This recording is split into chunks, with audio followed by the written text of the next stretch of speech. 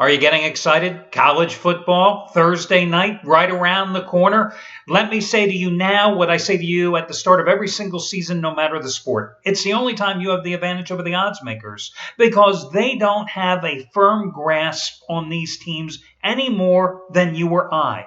Yes. It's a neutral playing field. Sure, they're reading what every single beat reporter is writing about the team. They're reading and following all the personnel moves made by the teams during spring practice, during their summer camp in preparation for their season openers. But those numbers, they're going to be soft.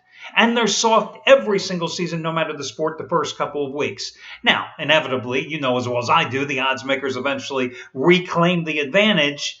But early in the season, that's why you're going to see so many favorites coming through because the numbers aren't inflated yet. At the same time, I also look at the outset of the season for teams that might be potential go-against situations right out of the box. Here's one for you. Happened to be doing some research in advance of Thursday's games.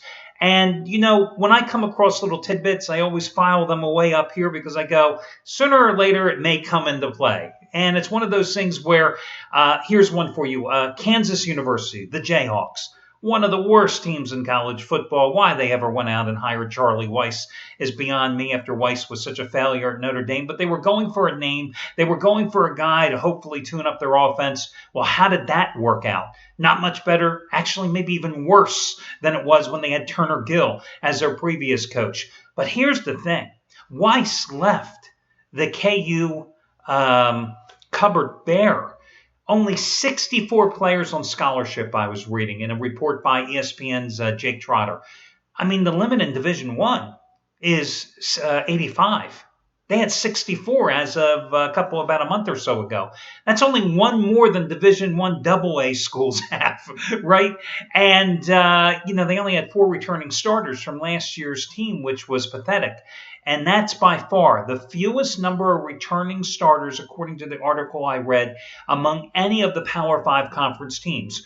Of course, the joke here is that why should Kansas be considered a member of any Power 5 conference, right? And, of course, the other joke is, well, if they were that bad last year, does it really matter if they only have 4 starters back? But anyway, just one of those little tidbits I came across. We'll be talking a lot about college football, obviously, here in the ensuing months. Man, it just seems like Ohio State was winning the championship, didn't it? And here we are all over again, and it's going to be an orgy of football for the next 4.5 months, and I don't know about you, but I can't wait. But the fact is, today is Tuesday, and today it's all about winning more money in baseball. I've got 2 more free selections coming your way in just a moment. 65-34 run with the complimentary plays here on the video report over the past 51 days. Took a split last night, had a couple of run line plays. I was really leery about Toronto and David Price last night. It just seemed too good to be true. Blue Jays have been playing so well. As I pointed out in the video report yesterday, Price had been unbeatable in all his career starts at the Rogers Center, unbeatable in his starts for the Blue Jays since being acquired for the Tigers. And naturally, Toronto loses 4-2, and that was a run line loser. Thankfully for me, I used as my best bet the St. Louis Cardinals, which I considered an absolutely cheap chalk price.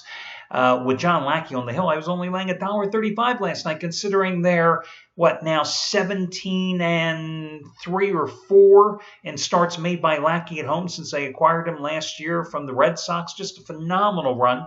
Cashed in with my other free play last night with the Mets coming up with a 3-1 run line win against Philadelphia, a team they've absolutely dominated here over the past couple of years. I've got 2 more plays coming your way today. I'm going to take a look at Game 2 of that Cardinals National Series, plus Game 2 of the Baltimore-Tampa Bay Series as well. That's coming up in just a moment. Well, yesterday I pointed out here in the video report that Steve Buden's New York Crew actually lost a game on Sunday, and it was a big play. Listen, no ifs, ands, or buts. It was their first ever 150-dime play in baseball, and they were on the wrong side of the Giants-Cardinals game. But prior to that, they had gone a perfect 5-0, including 3 straight 100-dime winners, so they were certainly playing from a position of strength.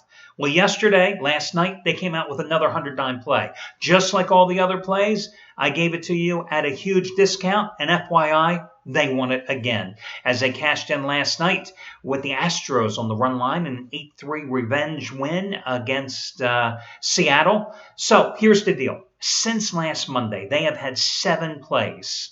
You've gotten every single one of them for at least half price off. They have hit 6 of those releases, and $10 bettors have won $3,700 along the way. Today, they have their 5th ever 100 dime baseball release, 4-0 sweep with them. Once again, you get it for half price by using coupon code NYC100, NYC100, and it's their 2015 American League Underdog Game of the Year going tonight, and it's the half-price play of the day. Quick props going out to Red Hot Chris Jordan, who is rolling with his total selections here. Has another one today. It's again the 777 triple play. Total winner number 8 out of 9. You've gotten all the other ones as $7.77, including last night's with the Reds and Cubs going over. So that's available. And I tell you the good, I got to mention something about the bad. Brad Wilton yesterday, who had been on a 13-2 run, I believe it was, with 100 dime plays or higher over the previous 5 weeks, including 4-0 lifetime with 150 dime plays, had a 150 dimer last night. The Rangers is a $1.30 dog on the road, and they get shut out at San Diego. So unfortunately, he was on the wrong side of that game, but still, he has won 33 of the past 56 days, making $10 bettors a little over 13 grand. Not exactly chopped liver, you know what I mean? Hey, guys, let's get to your complimentary plays here today. The first game I'm going to take a look at, let me see if I can do this in reverse chronological order for you, which means the St. Louis Cardinals game is going to be the one that I'm going to talk about first. Washington is going with rookie Joe Ross. Joe Walsh, yes. The guy for the Eagles, the guitarist. He's coming out the pitch tonight. You know, all those drugs he did all those years, it's not going to affect his fastball at all. Anyway, you know who I'm talking about, Joe Walsh, Rocky Mountain High. You know, Eagles guitarist now. Okay, we move forward. Okay, Joe Ross going for the Washington Nationals tonight. Listen, they're trying to watch his innings because he's already pitched 140-some innings this year. I think his previous high was 120-some last year. Problem is, you look at his road-home splits. He's coming off home wins against the Padres and Brewers, and he was magnificent in them. 13 innings of work, 2 runs allowed, 11 strikeouts, only 8 hits given up. But in 5 road starts here this season, he's 1-4 with 4 straight losses and a 4.97 earned run average. St. Louis is going with Marco Gonzalez. Now, this is going to be his first start this year. He did make 3 home starts last year for the Cardinals. He, of course, was their first-round draft pick in 2013. He's making the start tonight in place of the injured Carlos Martinez, who is going to miss an outing because of a sore back. Cardinals won last night's opener, thankfully for me and you, 8-5. And, you know, this team is just so frustrating to bet on this year, to bet on or bet against, because they are so inconsistent offensively. So what I found for months now is that when the Cardinals start hitting the ball, damn it, I'm on them. And when they go on one of those prolonged slumps, damn it, I'm going against them. And they're on another one of those hitting spurs right now because they have had 13 hits and 3 straight games. Starting with that weekend series in San Francisco in their last 4 games, 46 hits combined, and 25 runs scored. You know, sometimes the Cardinals can go 2.5 weeks and not score 25 runs. But when they're on a roll, I'm with them. I love St. Louis. This is a team that's 47-19 at home, a team that has won 8 of its last 9 overall with an average of 6.3 runs a game, a team that has won 16 of the last 20 meetings with the Nationals, who tonight are going with Ross. So I'm going to take St. Louis in this one. Listen, the Nationals were 3-7 in each of their last 2 road trips, right? A combined 6-14. Well, make it 6-15 after losing last night. That's their problems on the road. So St. Louis is going to be your first play. Your other play, I'm going to give a shot with the Baltimore Orioles because a team that's also 11 out of 12, I guess it's fair to say that they're due. Right? Chris Tillman is going. He has not pitched well in his last 2 starts, giving up 7 runs in 12 2/3 innings, but he's back at home where he's 3-1 with a 1.78 earned run average in his last 5 home starts. He's going against Drew Smyly, who just returned after missing 3 months because of a shoulder issue, and he didn't pitch well in his last start. Needed 100 pitches just to work 4 1/3 innings against Minnesota, a stretch in where he allowed 4 runs on 8 hits in that one.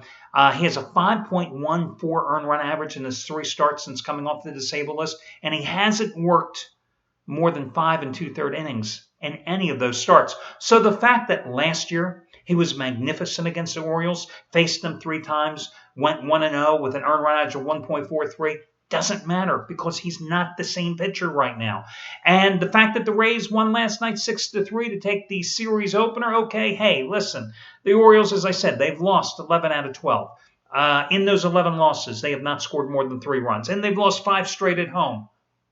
But it's not like Tampa Bay setting the world on fire. Last night was their second straight win. They had lost 5 of their previous 6 games before those 2 straight wins. So again, Baltimore's a cheap price. I generally like riding Chris Tillman at home. This is an Orioles team that was right in the hunt for the wild card, 3 weeks ago, and they have just totally collapsed. Give them a shot here tonight, going with the Orioles as your other complimentary play, along with the St. Louis Cardinals. That'll do it for your Tuesday video report. Best of luck to you guys, and I'll talk to you again tomorrow when we do this one more time.